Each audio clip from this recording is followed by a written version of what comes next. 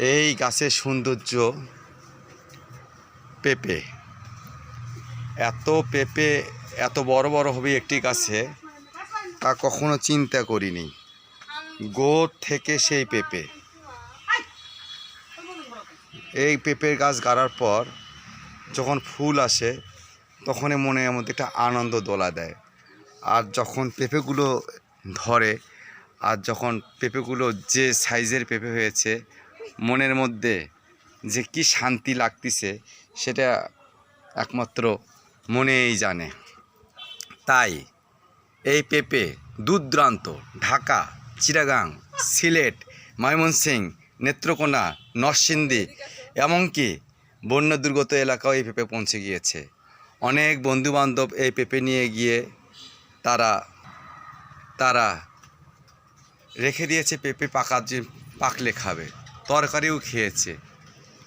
তারা দুদিন পর পর ফোন দিয়ে তারা বলে, তোর পেঁপের যে স্বাদ, যে মিষ্টি, জীবনে জন্ম হওয়ার পর থেকে কখনো খাইনি। এতে আমি বলি, যাক ভালো লাগলো। ওরা করছে, না ভালো লাগা যাবে না, আবার যাব, আবার নিয়ে আসবো, আবার খাবো। এই হলো আমার পেঁপে। প্রত্যেকটা পেঁপের গাছে আমার যে ফলন দিয়েছে তা বিশ্বাসযোগ্য নয়। খালি পেঁপে আর পেঁপে, পেঁপে আর পেঁপে। এই পেঁপের গাছগুলো আমার শুধু বীজ থেকে করা, বিচি ফেলে গাছ। তাই ছোট কি আর বড় কি, সব গাছে পেঁপে আর পেঁপে, পেঁপে আর পেঁপে, পেঁপে আর পেঁপে। তাই আপনাদেরকে দেখার জন্য বললাম, আপনারাও লাগান, আপনারাও খান।